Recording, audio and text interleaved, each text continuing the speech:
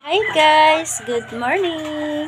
For today's video ay mag-ready na ako para sa aking work.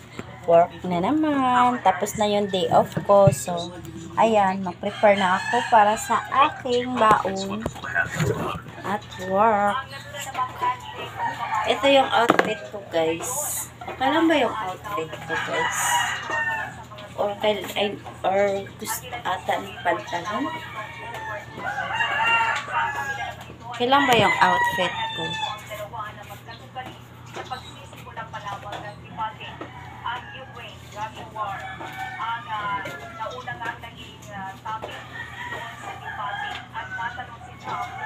Kailan ba yung outfit ko guys?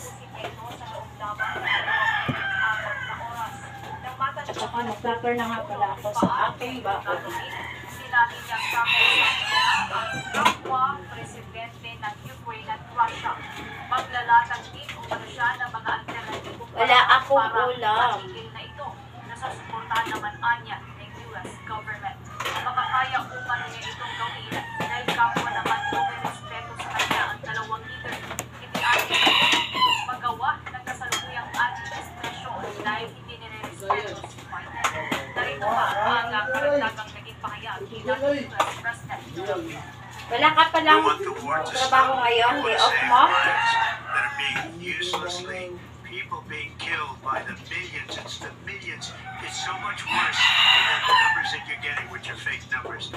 Look, we're in for 250 billion or more because they don't ask Europe, which is a bigger beneficiary to getting this thing done than we are.